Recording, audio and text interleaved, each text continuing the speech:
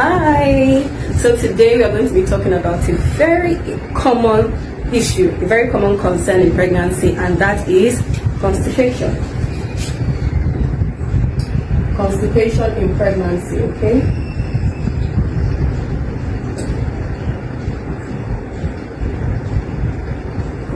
So I'm going to be sharing with you some hacks that you likely have not heard of before that can help you sort out constipation in pregnancy, because especially when you're going in for labor, you don't want to have constipation. It can cause prolonged labor. Did you know that? Yes, it can cause prolonged labor, and it can delay your recovery after birth. So before I show you the hacks, let me tell you 2 reasons why you have constipation in pregnancy, so you know exactly what you're doing. Stay with me. The first one, so this is constipation in pregnancy, right? So the first one is progesterone. Okay?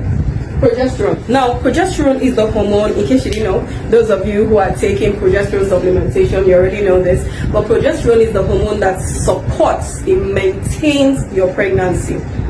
Now, one of the effects of progesterone relaxes smooth muscles across your body. So from your guts to your uterus, that's why it doesn't contract to send your baby out. Your blood vessels relax.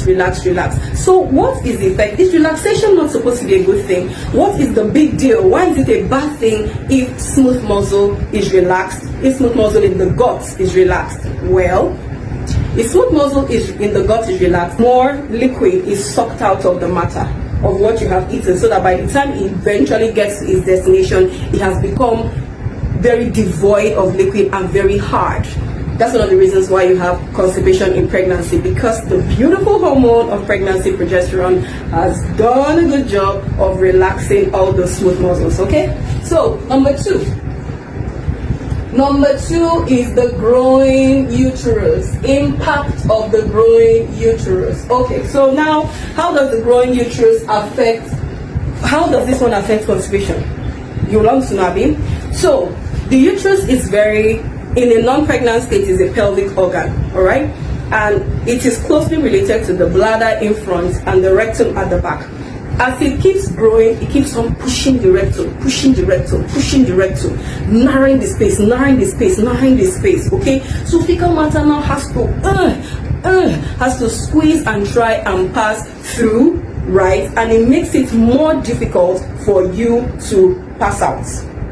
So that is why you must be very intentional about doing everything possible to ensure that you don't have constipation in pregnancy, because you have this picture in your head that your progesterone is working and your expanding uterus is pressing against your rectum. So you need to make sure that your bowels move freely. First of all, how do you do that? How do you get your bowels to move freely? 1, make sure that your diet is high in fiber. High fiber diet, okay? A high fiber diet. I'm sure we all know what a high fiber diet is. Make sure it's very, very rich in things that contain fiber, your oatmeal, your green leafy vegetables. This will help you be less prone to constipation. Make sure, number 2, make sure that you are staying hydrated. Please drink a lot of liquid. Make sure that you stay hydrated. You stay very hydrated, because if you're not getting enough water, the likelihood of your fecal matter being hard is higher. Okay? Number three. So there are more than this, but I'm going to go straight and tell you about a hack that helps women who already have impacted feces. So you've already had build-up.